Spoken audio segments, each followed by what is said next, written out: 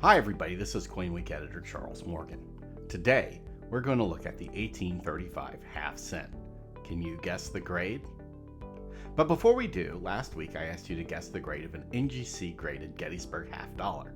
The link to that video is in the description.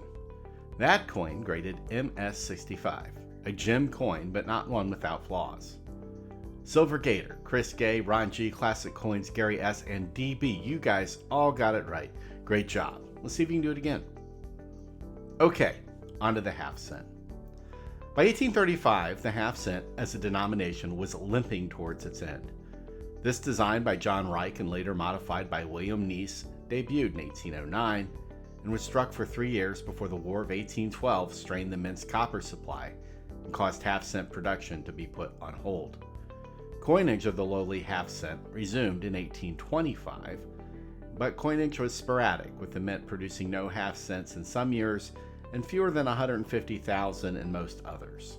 For its type, the 1835 half cent is the most frequently encountered by collectors, even though it does not have the highest mintage.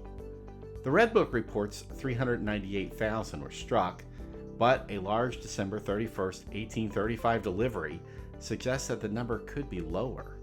Bill Eckberg from the EAC believes that the actual 1835 dated mintage could be closer to 330,000.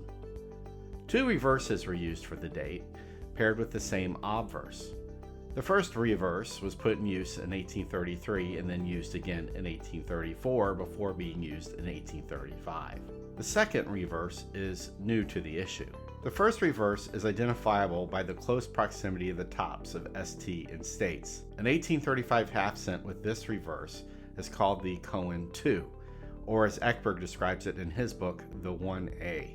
For the Cohen I, there is a wide spacing between the letters S and T. The T is more or less in between the S and A in states. This is that variety. Now, why is that the Cohen I, the second variety, when the Cohen II is the first?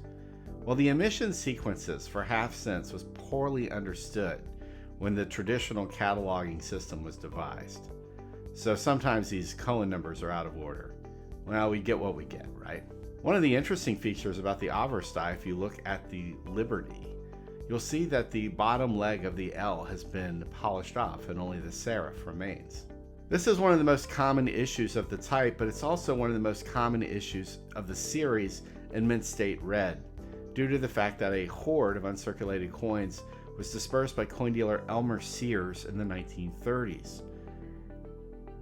Of course, this coin is not in mint state red or red brown, although it does have a nice, pleasing color.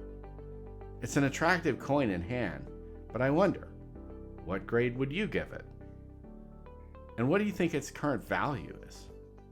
I'll tell you the answer to these questions next week.